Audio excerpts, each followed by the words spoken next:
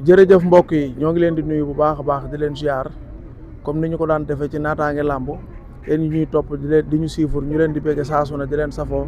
comme ni ñu ko daan defee rek di ñaanal kilifa diine yi ak kilifa aada yi suñ borom bàyyi leen fi te wéral seeni cër ñi nga xam ne tamit ñoo nekk ci lalu hôpital yi ñu leen di ñaanal suñ borom may leen ak tan bañ delluwaat ci seen ay activité ñi nga xam ne caabi di leen a féete ginnaaw ñoo ngi leen di ñaanal bu baax suñ borom génne leen fi ñu nekk tey nag ñoo ngi fii ci Tëngéej Thiawléna seet fi benn champion boo xam ne yaakaar naa ne kenn du leen ko présenté muy Sey Jàmbaar yaakaar naa ne muy def ay preuve am ci làmb ba ñëpp xam ko ci ak njàmbaaram muy wane boppam saa su ne su ma juumul démb la doon bëre 12e combat am li nga xam ne moom mooy 9 victoire am 2 défaites ak benn match nul moom Sey Jàmbaar te nag ñëw seet si ko fii ci Thiawléna fas yéene waxtaan ak moom si combat bi mu jógee ak ci li mu jëm dañ koy bàyyi mu nuyoo mbër maa ngi lay nuyu. waaw El Hadj Diop maa ngi lay fay di nuyu mbokku naataange làmb yëpp ñuy suivre xam nga.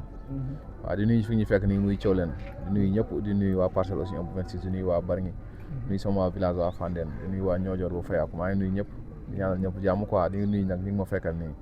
ma di ko jiital sama grand Abdou Ndiaye waaw kii sama grand la sama lépp la quoi maa ngi koy nuyu baax di ko ziar di nuyu sama gars yi ñoom Gouan ñoom Nger ñoom Baye Zal ñoom Assane Ndoye ak mafia fii nii ñoom Ndiaw ak gars yëpp maa ngi leen di bëggee fii xam nga di leen ñaanal jàmm bu baax a baax di nuyu sama nijaay nag kenn si man quoi tonton ma Ndiaye Meng maa ngi ko nuyu bu baax di nuyu sama yaay di nuyu sama papa nuyu waa Fayen fii aussi di ñaanal ñëpp jàmm quoi waaw. macha allah moo ngi noonu am na solo avant ñuy dugg si combat bi daaw nga dugg si kalaaf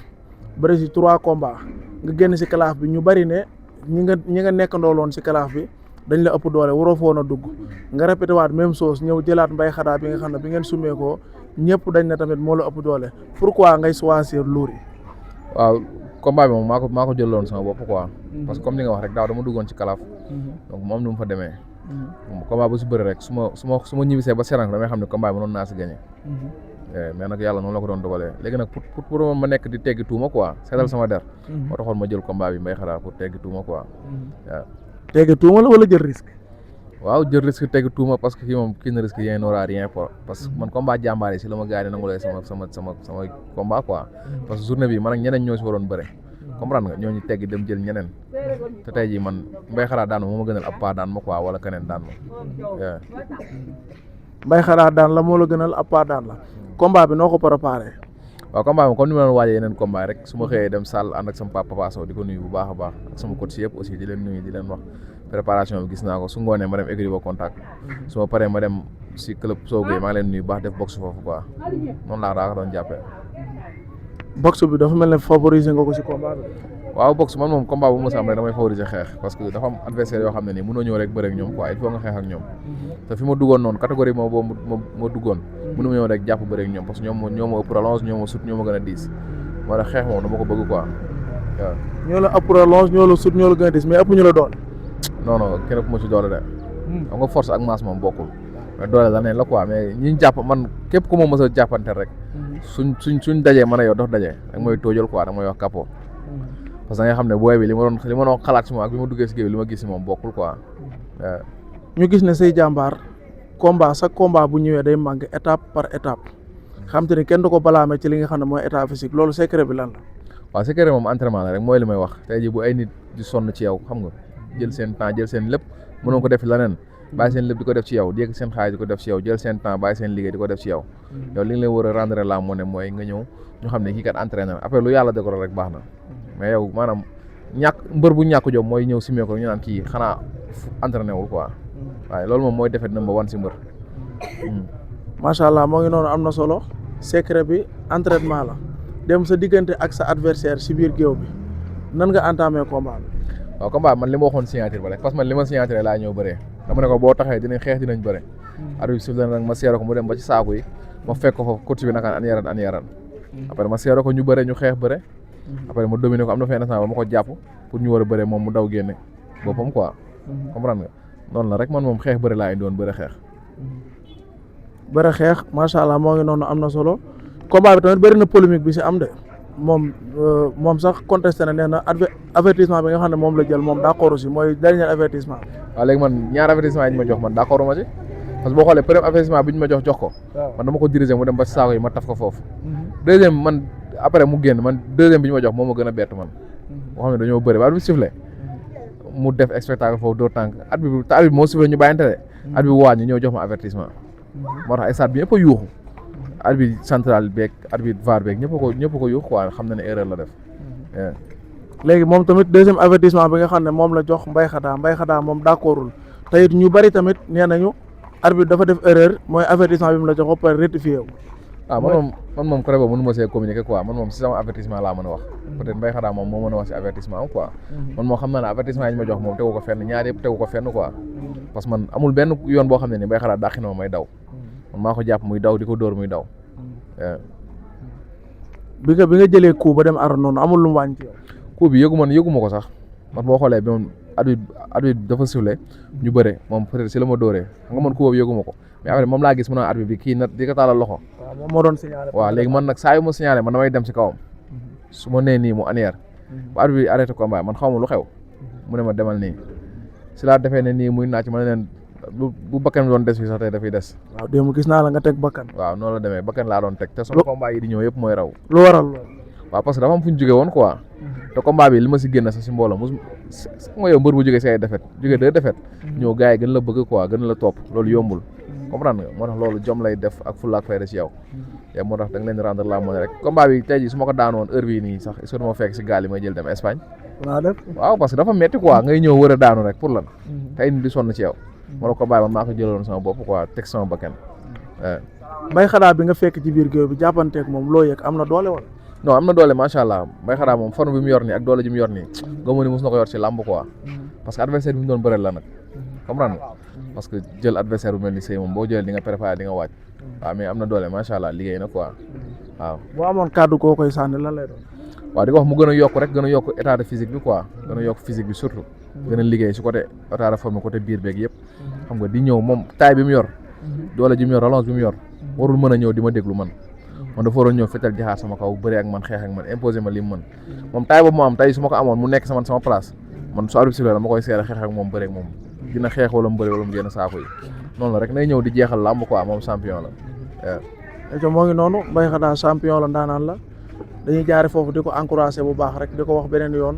dina baax incha allah takkaat daal yi rek ginnaaw bi nga jógee ci Mbaye Khada fan nga jëm.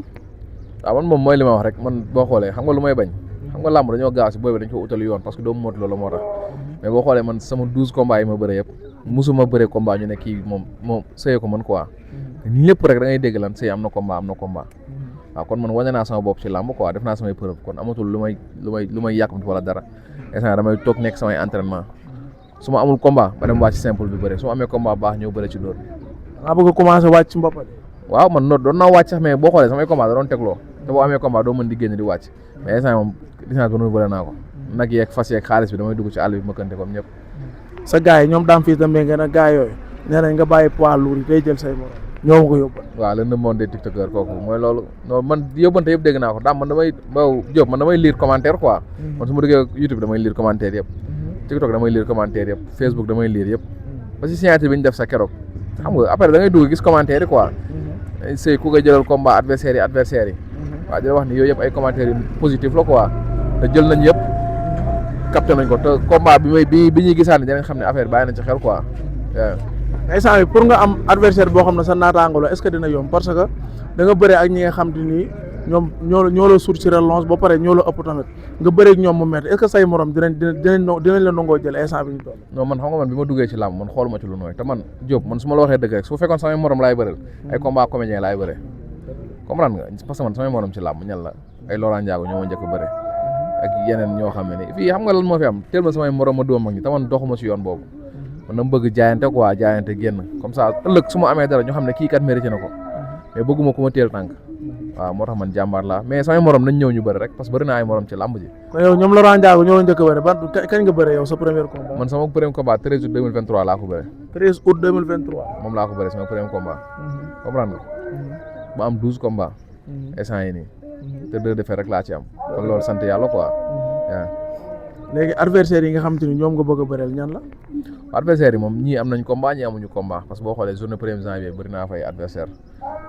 mais Ibou Afia aussi sama adversaire la Ibou Afia waaw loolu lamb la. comprendre nga. le 25 janvier tamit njaxas gi ak ci nebu ndaw ko fa daan man ak moom combat la. mais Ibou Afia tamit gaynde gu fanaanoo mer la de. waaw defet la jógee. waaw man boobu bëgguma combat bu yomb même bu nekkul koo xam ne nii sax man bëgguma maanaam am combat boo xam ne dañ naan kii sëyee ko man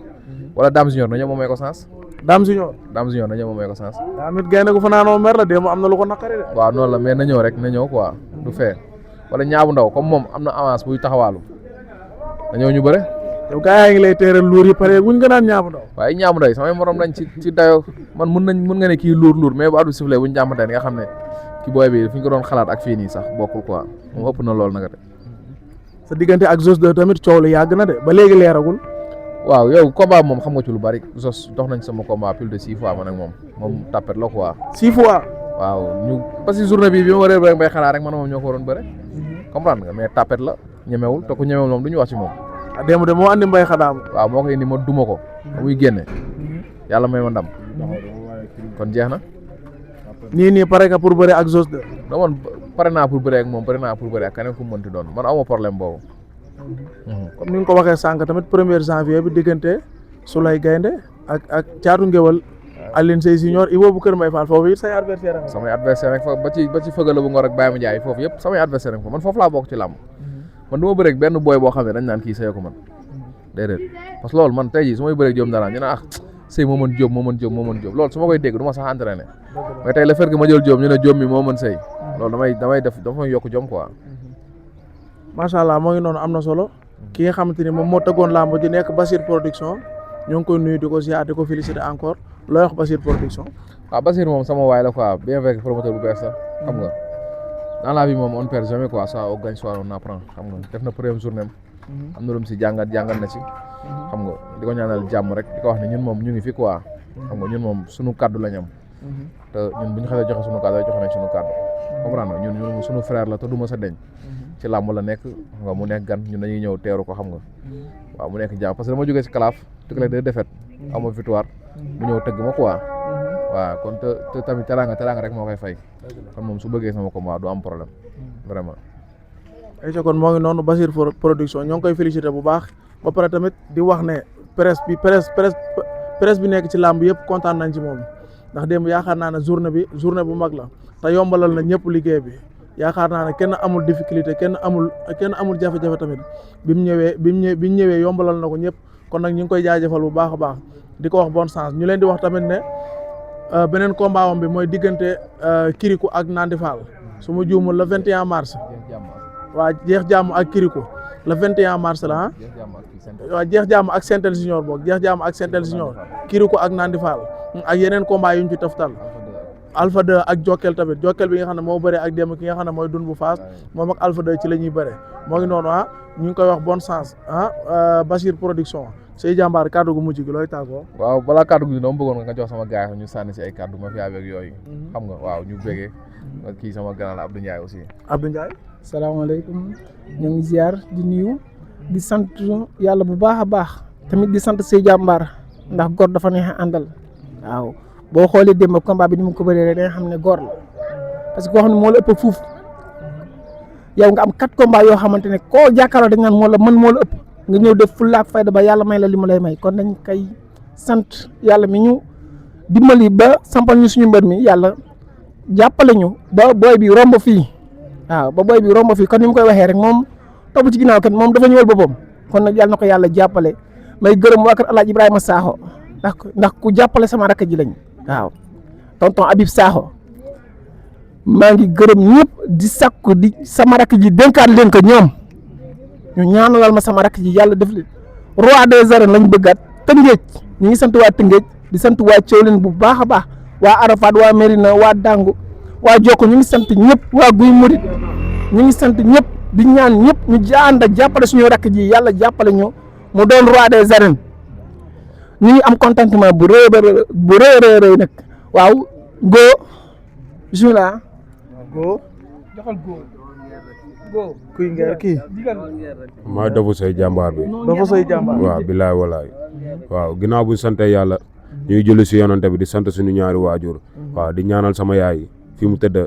yàlla na suufoo si kawam waaw di bëggee sama gaay yi yëpp di bëggee xale yi nii yëpp suñu amee combat booy laay woo ñu dem keti billaay am ma fi yaa bi gaay yi comprendre te loolu yombul say jàmbaar nag ndaw la quoi mais dañ koy ñaanal rek mënuñoo toog fii di wax ay qualité am buñ toogee fii di ko wax duñ fi jógee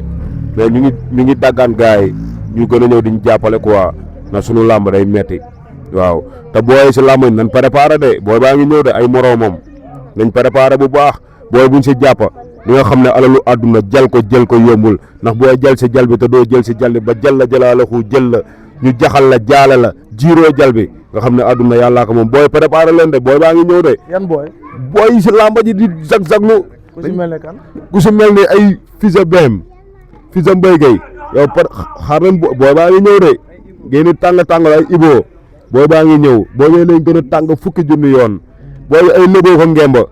waaw ñu ngi siyaare waa ñoojoor waaw ba fayaakum ñu leen di bëgg bu baax kontaan nañ si combat bi jàpp ngeen si bu baax a baax waaw ma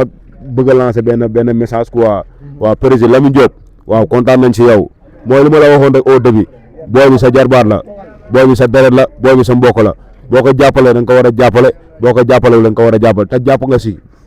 si combat bu baax ñu lay bëgg bu wér a wér tonton Mañaay Menga ñu lay siyaare bu baax gis nañ sa taxawaay si ñun kuñ jàppale say jàmbaar rek ñu jàppale la ñun sooy lañ am quoi wax dëgg neex yàlla fii ndaanaan bu nekk jaar na fi ba ndaanaan yooyu yàlla def ñenn ñi gaañu ñenn ñi bàyyi bëre say jàmbaar lañ dese waaw moom lañ am quoi jàppale leen ñu jàppale leen si lépp président kontaan nañ si yow de yàlla na yàlla fay quoi kontaan nañ bu baax a baax. jërëjëf waaw noonu la demee. say kàddu bu mujj bi. waaw kàddu bu mujj gi mooy xam nga di sant koo xam ne nii muy Ndoumar quoi Ndoumar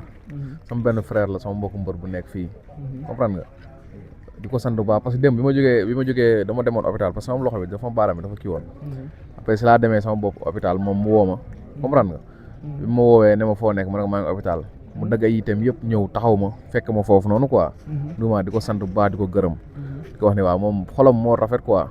parce que sama baaraam bi dafa damm quoi bi nga defee rajo après si lañ ma ko defaree nii dafa damm ni waaw baaraam bi moo damm mais si biir combat bi la quoi si biir combat waaw nekkul blessure bu ma indaale si biir combat bi la quoi peut-être weccoo kuy bu mu amee yooyu si la kii mais di sant ñëpp rek di xanaa bi mu demee si biir combat bi yëgoo ko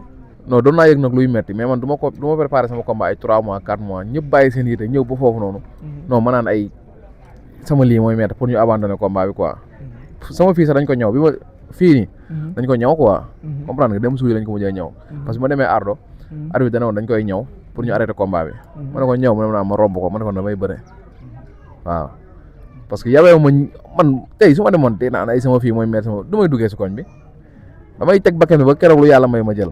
comprendre nga moo tax bi mu waxee loolu ma ne ko saa yi mu ne ma ne ko damay bëre su ma demee dinaa faju quoi après si laa ñëwee si guddi gi nag sant bu baax docteur Omar moo ma teg si code ma dem ñu defaral ma lépp toppatoo ma affaire bi quoi mais di sant sama gaay comme li may wax rek xam nga aw ma seen fay fii su ma limee rek damay juum di sant bu baax aussi Kang Foria xam nga par le biais de Lamine maa ngi koy sant bu baax borom Mbour moom jàpp na si ak Faya ñoom ñëpp waa ñoojoor yi Lamine waaw comme d'habitude yow da nga si jàpp bu baax Big Thier nag combat bi moom laa waxoon moom laa koy may sama fils la sama boy la sama doom la quoi maa ngi koy may victoire bi bu baax Big Thier sama frère la quoi maa ngi ko ñaanal jàmm di bëgg ñëpp sama nijaay tonton ma ñaay méng aw ma fayam comprendre nga maa ngi koy sant bu baax gis naa taxawaayam ci man coach yi nga xam ne nag ñoo ma yoroon aw ma seen fay sama di ko jiital sama papa Papa Sow coach su Lato coach su Suko xam nga sama papa coach su Père Ndiouga Habib ñëpp rek aw ma seen fay maa leen sant di nuyu nag premier ministre bi muy balaa am premier ministre dama nuyu président sama Modou Lo sama papa sama xarit maa ngi koy nuyu bu baax di ko ñaanal jàmm gis naa combat ni ma si taxawoo di nuyu premier ministre Franc aussi ñoom jàpp nañ ma si combat bi may ma ay contact xam nga yëkkati seen alal def ci yëkkati seen conseil seen xalaat bu rafet def ko ci combat bi quoi sant naa leen bu baax njaago bi di ko ñaanal ndam si combat bi mu jëm mook Tapha Tine yàlla may ko ndam di ko ñaanal Modou Lo mook Sa Thiès yàlla may ko ndam di nuyu président Lamine Diop aussi di ko wax ne moom jàpp na si bu baax a baax a baax a baax a baax El Hadj Malick Tall maa ngi lay sant bu baax di la gërëm Père Mansour Ba waaw sama waay maa ngi koy sant Père Ba aussi Papa Gueye Xeer aussi jàpp na si bu baax sama grand frère nag Petit Lo moom combat bi combat am la woon quoi te jàpp na si bu baax jënd ay billets yu bari xam nga taal otoom yóbbu ma xam nga maa ngi koy sant bu baax di ko gërëm di ko ñaanal combat bi mu jëm yàlla may ko ndam Mbaye Ndiaye am di Diouf docteur Mbaye Ndiaye am ni bu naa ma du jafe Modou Baye Fall borom xel comme automobile maa ngi koy sant bu baax xam nga déplacement ak directement def bu rëy yëkkati ay moyens yu bari tamit teg ko ci combat bi Ibou Laye aussi waaw moom sunu coach la sunu papa la sunu xarit la Jamaïcain aussi borom jam production ki si mel ni Laye Pythagore El Hadj Gueye Teranga aussi maa ngi koy sant bu baax Sa Touba ak ñu doon ñaan si combat bi yëpp ku si mel ni sëñ Babacar ki nga xam ne nii xam nga ak Moussa Mame Moussa ñoom jàpp nañ si combat bi ak gars yi nga xam ne ñoo doon jàpp si combat bi di si def ay ñaan yëpp maa ngi leen sant bu baax a baax a baax comprendre nga képp ku ma doon ñaanal rek maa lay sant di nuyu sama papa Sakal Youssou Ndoye Youssou Gueye la frère restaurant Sekayra nag Aziz kooku maa ngi koy sant bu baax di ko gërëm quoi moom sama waay la jàpp na si bu baax ak Alima direction bi yëpp maa leen nuyu ñoom safleeg ñëpp xam nga Ami Kan Thiawlène aussi Pape Diagne Holding maa ngi koy sant Ibou Ndiaye président ASC Thiawlène di nuyu waa Thiawlène bi ñëpp képp ku yeew doomu Thiawlène rek maa lay sant sëñ Cissé mu sëñ Babacar Basir Akhloulaye xam nga Ndoumar encore une fois Faya ñoom Big Thier Mama Dianké tan Ndogoy Ndiaye tan Ndeye Anta xam nga Jibi la fils de Boyna Daouda Mbow xam nga Ousmane Sissi Diezner Siko Sidia borom mafia bi waa Espagne maa ngi leen sant Dame fils de Mengen xam nga le monde des tiktokers sama waaj maa ngi lay sant bu baax gis naa ni ngay jàppee ci affaire yi joom daanaan yow tamit aw ma ca fay quoi comprendre nga yow seq nañ xam nga leneen ak leneen di la sant bu baax Zé aussi Zé bu Petit Lo maa ngi koy sant bu baax a baax a baax Mas Parala aussi maa ngi koy sant Mbaye Thiaw aussi Ceddo ab képp ku may bëggee rek maa ngi lay bëggee Sadio Mané waaw le coiffeur du peuple maa ngi lay bëggee Idaali bu xarañ loo Idaali bu Modou Lo maa ngi lay sant docteur Bamba borom Bambey di nuyu waa Bambey ñëpp aussi gis naa ñaan yi yegg si na si combat bi Laye Ndiaye bu Coens Mamadou bu Sey jàmbaar Modou Gueye aussi sama frère moom tamit jàpp na si combat bi bu baax kooku muy bëre si kaw la nekk naa ma sëy nag doyal nañ quoi bëri la ak say morom parce que SLS bi ñuy teg métti na trop maa ngi leen di jégalu bu baax di leen wax ni nag loolu jeex na samay morom laay bëreel di bëggee groupe MT bi sama gars yi nga xam ne nii xam nga man ak ñoom ñoo defandoo lépp fii ñu may bëggee di ma jàppale si lépp Ibou Ngatte buru tëngee yëpp ñi nga xam ne nii am nañ combat aussi yàlla dafa leen jàmm parce que bi may bëree sama jouru combat démb mam ñaa aussi maa ngi ko nuyu doomu dàngu dagg na yiteem ñëw fi ama neex dagg na yiteem ñëw fi mburu tëngee ñëpp dagg mamba yaak ñëpp comprendre nga su ma demee ba parcelle aussi mburu parcelle yi fa nekk bi ko dalee si Modou Lo ba ci Franc Talfa aussi la même chose Anaconda Petit Lo Mbacké Faye gars yëpp rek ay relation yi bien lañ am comprendre nga di wax diggante tamit Talfa ak nu mu tudd ama neex que le meilleur gagne kon combat mun ma see wax Anaconda tamit ak doomu dangu que le meilleur gagne combat mun ma see wax comprendre di leen ñaanal jàmm rek parce que ñoom bu ñu war a bëri dañoo war a bëri parce que ñoom ay millions lañ leen di fay te ñoom waruñu bañ a bëri ndax sama jëmm ji ndax man mënu ma leen yëkkati sax 100 000 francs may leen ko kon nañ bëri rek ñu teg ko ci fair play xam nga bu jeexee mu jeex quoi mais di sant ñëpp ñi nga xam ne ñoo doon jàpp ci combat bi rek go maa ngi koy sant bu baax moom xam nga day dagg yiteem lépp ñëw def ci combat bi boole ñoo ko ay nit aussi ñu ñuy ñaanal Baye Sall aussi la même chose day bàyyi liggéeyam bàyyi lépp nger tamit xam nga su ma amee combat dootul dem fenn du xëy Kunta gars yi xam nga Ousmane Dieng Go Faye gars yëpp rek ku lim ñoom Baye Lamine xam nga ñoom Paka Baye sama mafia bi nii den wax ne nag ñànkatang bi suba incha allah dafa war a tegu wala tey si guddi sax wala njogsi bi comprendre nga di nuyu waa gaale bi sama fii moom mooy sama gaale fayen fii di nuyu ñëpp nga di Assane Thianou sama grand yi ñoom Tiif xam nga seen soxna yi aussi ñoom Pika xam nga ñoom Ngala la ngaa booy ak Cheikh sama fils bi waaw maa ngi leen di bëggee ñoom ñëpp di leen ñaanal jàmm quoi wax yombul mais sant naa ñëpp di wax ne nag ndam li ñoom ñoo ko moom quoi waaw waañ bi aussi ñi nga xam ne ñoo doon togg añi taaramaak ñoom ñëpp ñi nga xam ne ñoo doon togg añi aw ma seen fay sant naa ñëpp wax yombul quoi mais képp ku jàpp si combat bi ak ku amoon yéene jàpp si sax sant naa la gërëm la quoi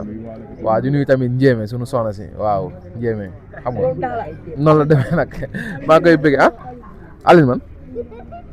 Aline da ngay wax caatu feeraay non booy nekk fi waaw Diop di bëggee ñëpp rek waaw yow di bëggee ñëpp xam nga gars yëpp bëgg naa leen ñëpp comme noonu nag di wax ne gars yi samay morom nañu waaj am nañ problème bu rëy parce que c'est instant yi mbër bi mooy ñëw instant yi bërikat bi mu ngi yeew nañ ko de mbër bi mooy diggisee te biir ñëw mooy gën a xajam kii nag sama grand la sànge gisuma ko woon sax i mënu see ñàkk sànni kàddu quoi grand sang waaw waaw asalaamaaleykum waa addina bi maa ngi leen di bëgg di leen siyaar di leen baalu àq di leen masawu coono di baal àq ñëpp ñuy dellu di sant yàlla di wax alhamdulilahi rabbil alamin parce que tey jii nii dañuy wax Sey Jàmbaar tey dafa nekk si beneen lieu nekkaat si beneen territoire boo xamante ne que lii booy Papa Dia waxoon benn xale bu ndaw xale boobu li mu wax sax si Sey Jàmbaar moom xamu ko xale boobu dafa wax lu am importance si Sey Jàmbaar te li mu wax si Sey Jàmbaar chaque jour day porter ay résultats am Sey Jàmbaar ku xool démb mbër mi ña ko jox jëmm ji mu toll moom fitam moo ko may nekk ak gan gi du ko tëral si suuf te tëralu ko au contraire gan gi moo doon tëdd ji moo doon doyal dem tëddi te mbër bu ñu lay toogee di la xaar rek dëggalal sa bopp yoonu làmb dafa lëndëm lool bëri ay ndëg mais boo ñemeñee sa poos dëgg nga naayal sa alimet bu demee ba leer da ngay yor torche suñuy jamonoy maam fii ay torche lañ fi fekkoon ak ay lampi son kii nu mu tudd pétrole tey fi mu toll nii xoola courant bi mooy rëppatal te Sey Jàmbaar si public boobu la jëm ak ñun di ñaan yàlla doomu aadama yëpp nañ gën a jàppale booy bi gën kaa bàyyi xel cëw leen gii muy yeewoo nii barke alxuraanu karim nañ gën a bàyyi xel Sey Jàmbaar ñun leen soxlaa ginnaaw yàlla ante bu mu ngi si moom di gërëm booy yi nga xamante ne dañuy topp si ginnaawam guddi dañuy topp si ginnaawam bëccëg ñi koy ñaanal ku lim dañuy juum di ko wax yàlla na ko yàlla lafal cat yàlla na ko yàlla doole jàppale adversaire bi mu doon bërën yàlla na ko yàlla doole suturaal jàppale ko di lancer benn appel si benn action boo xamante ne que jaar na fi semaine bi passé ñuy ñaawlu loolu loo xamante ne que jaar na suñu diggante ak waa Diamaguène loolu nekkul lu may rafetlu ñun ñëpp ay doomu aadama lañ te ñun ñooy mayante ñooy utante ku yaakaar na nag jël alali jàmbur moo lay may da ngay guddee bu fekkante ni que ñooñu koy def loolu nañ ko baax buñ leen ko waxee nañ ko bàyyi suñ leen ko waxul nañ ko bàyyi parce que keroog geste bi nga def fii lu salte la parce que adduna bi ñu bari lu ñaaw la ñuy jël di ko teg si côté cëw leen te ñun xamuñu lu ñaaw nii nawetaan nii làmba man du ma dem sax si ay làmba parce que yi ni mel la sama xol nangu la gérer rawatina nag yow nga ñëw bëréew noo yow amunoo yow benn contrat nga jaar suñu dëkk di saltel démb gis naa benn waay bu su toog si télé bi di si wax ne lébu yi ñoom duñ sax laajte ñun duñu laajte ñun boo naree toroxal dañ lay toroxal parce que ñun xamuñu looy ñan ñuy jéem a teg suñu kaw tey jii ni ñooñ doon def loolu noonu bu réussir woon lan la ñuy wax tëngéej dañ waa jaar ñu jël sama nangam il est temps ñu arrêté loolu bu nekkante nag wax ji dafa jub si suñu borom la bu dee dafa dënga maa ngi jégalu di gërëm yaay say jàmbaar ak Modou Lo mi nga xamante ne moo nekk si seen ginnaaw yàlla bu yaakaar tas yàlla nañ yàlla doole sàmm yàlla rafetal xol yi ñu bokk ndey bokk bàyyi te xam ne addina bii nii jàppal ma jàpp moo lay tax a yéeg fa nga jëm Nguer maa ngi lay remercier bu baax jàmbaar gi. waaw di bëggee waa ABK musique yëpp sama rappeurs yi aussi waaw di leen bëggee bu baax a baax sama gars yi di la wax ni jàmm si yéen rek Modou Boy nag yow borom Espagne yow doo ngaaka waaw yow sama waay nga di bëggee ñoom Mbaye Sarr ak gars yëpp foofu Siko comme noonu rek maa ngi ziar ñëpp waa Bargny ñëpp cat ba cat aw ma seen fay aussi sama waa village waa Fandène waa Niodior ba Fayaw xam nga waa Parcelles 1 ba 26 ñëpp waa Yëmbal fépp kuy bëggee say jàmbaar rek maa ngi lay ziar jaajëf jaajëf moo ngi noonu ah di kontaan ci moom champion bi say jàmbaar ah di ko féliciter encore bu baax a baax a baax di leen jaajëfal yéen ñi ñuy topp ci naataange làmb ji di kontaan ci yéen di leen wax ne le 8 janvier incha allah Serigne Kane Diop borom alhamdulilah dafa woote ay cant yu mag fële ca Touba jàkkee Serigne Baye Thiaya sant maam Cheikh Ibrahima Fall ñu ngi koy yëgal ñëpp bis bu mag Serigne Bara Dia Zikrullah moo ko war a jàng kon nag ñoo ngi leen koy yëgal bu baax Serigne Kane nee na mi ngi leen koy yëgal yéen ñëpp di jë sàkku seen teewaay incha allah ñoo ngi leen di nuyuwaat bu baax a baax di leen jaajëfal di kontaan ci yéen jaa ngeen jëf